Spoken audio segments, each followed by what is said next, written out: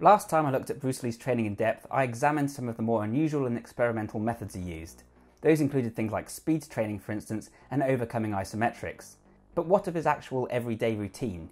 We all know that Bruce Lee believed in adding weightlifting and cardio to his usual martial arts practice, so what did that actually look like? Was he ahead of his time in this regard too? And what can we learn from his programs? With all these things, of course, we need to be careful about the sources we rely on. But fortunately, there are some fairly verifiable reports of Bruce's training, which paints a fairly consistent picture. Starting in 1965 then, we have a very early gym card that Bruce Lee filled out, detailing one of his earlier routines. This was filled out at the Hak Kyung Gymnasium in Hong Kong, which he reportedly attended 3 times a week.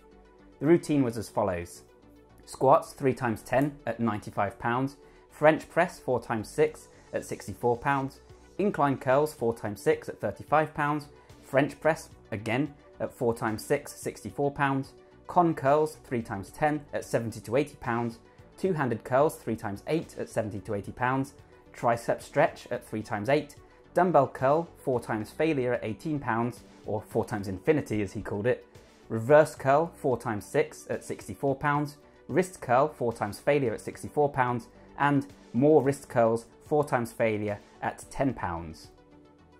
A slightly different version printed right next to this one included press-ups. Presumably that was just for variety. Maybe this was 2 sessions at the gym. By the way, the French press is a little like a tricep extension sitting on a bench, whilst the con curl is probably shorthand for a concentration curl. It probably is safe to assume that this wasn't the sum total of Bruce Lee's training. More likely this would have been part of a bro split, which makes sense given the era, and would have made up his arms day, with a bit of squatting because why the hell not, I guess. This is a strange routine by all accounts. It looks as though he was curling almost as much as he was squatting, but that's probably because that was just a warm-up. He randomly performs a few exercises twice, and presumably he was training intuitively at the time, rather than following a set routine. What's also interesting about this is that Bruce Lee's training dedicated so much time to his forearms and grip, which does make a lot of sense given that he was a martial artist. And looking at his forearms, it's easy to see that it did the job.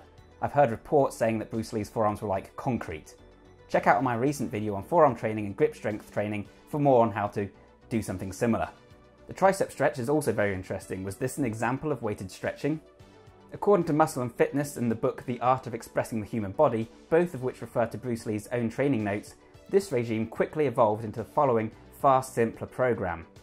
So in this one he was doing clean and press 2 times 8 to 12, barbell curls 2 times 8 to 12, behind the neck presses 2 times 8 to 12, upright rows 2 times 8 to 12, barbell squats 2 times 12 to 20, barbell rows 2 times 8 to 12, bench press 2 times 8 to 12, and barbell pullover 2 times 8 to 12. That means, obviously 8 being the minimum, 12 being the maximum.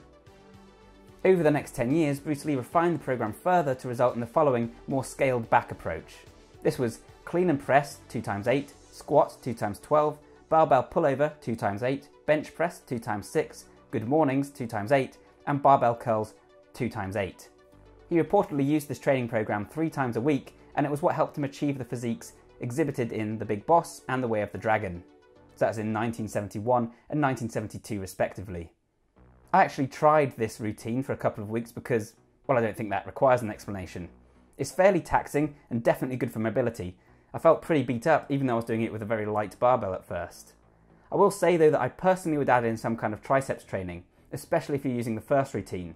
There's an isolated biceps move, so why not triceps? There's also an awful lot of lats in there, so it kind of makes sense to me to swap out the pullovers for skull crushers. And personally I'd leave out the good mornings too, and maybe stick some deadlifts in there instead.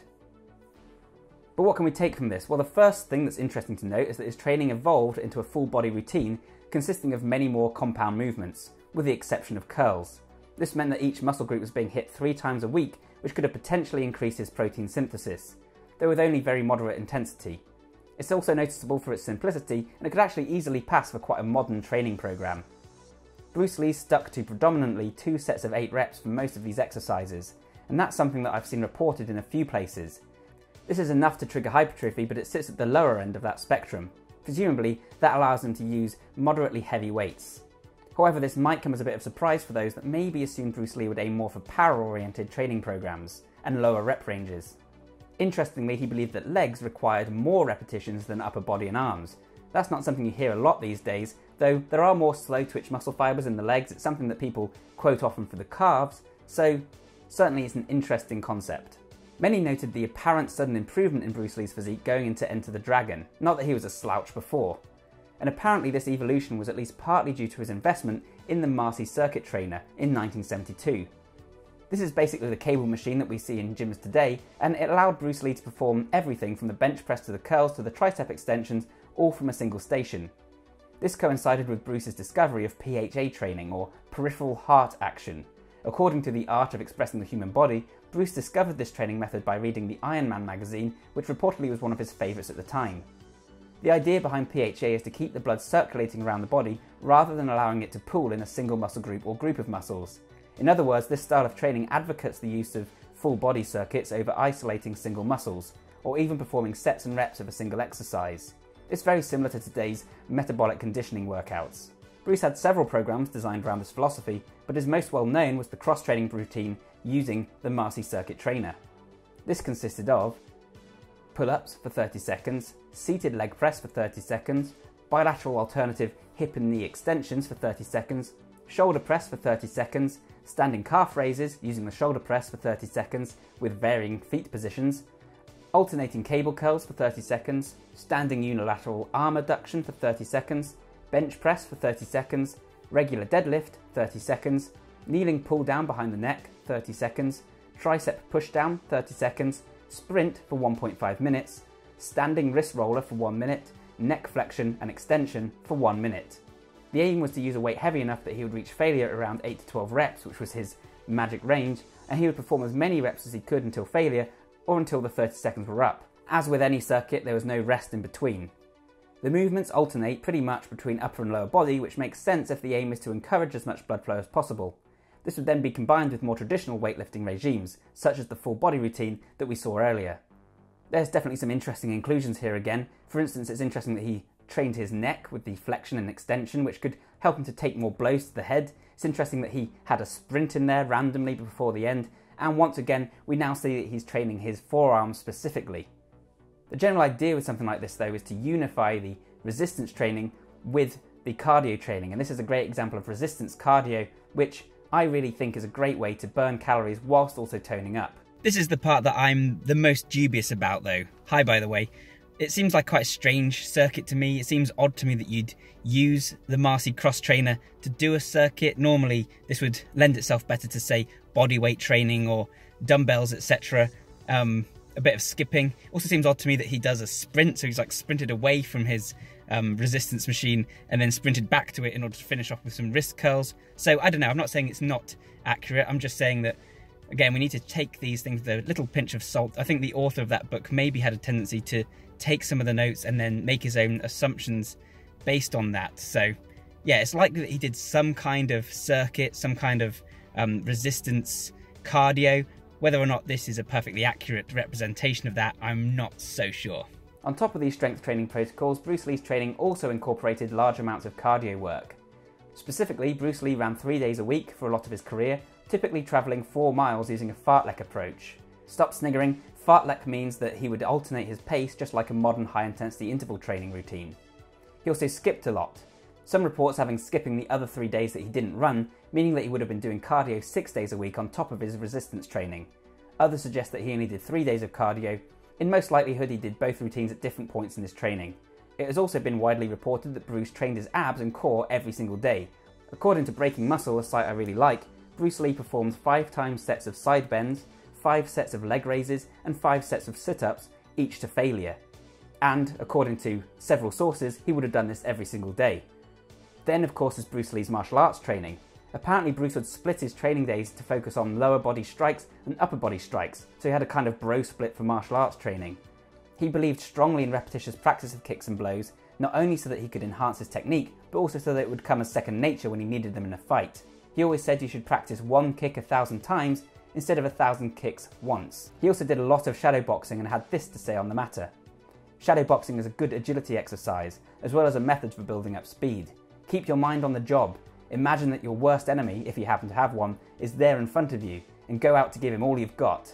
Use your imagination to the utmost. Try to anticipate the moves that your phantom rival will endeavour to put across, and work yourself up into a real fighting frame of mind.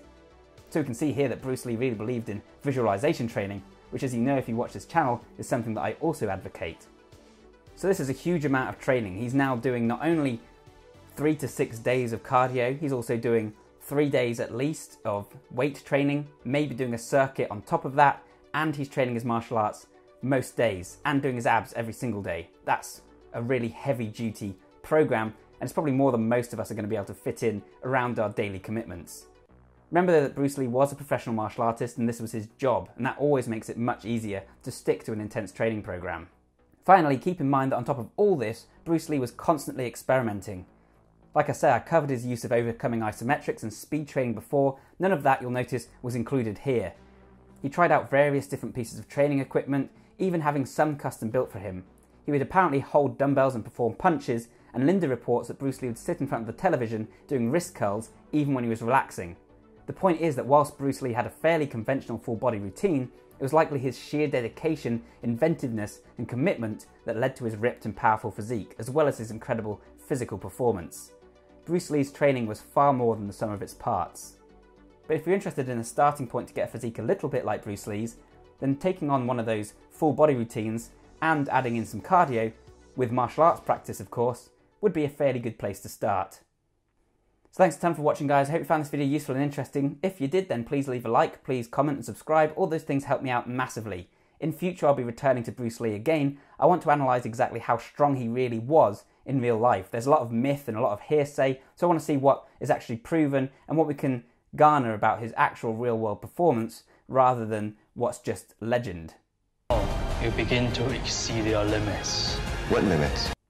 I'll also be covering many more topics in the future, of course, on bodybuilding, fitness, strength training, productivity, flow states, psychology, nootropics, brain training, martial arts, technology, all that usual good stuff. So if that sounds good, then thanks a ton for watching, and I'll see you next time.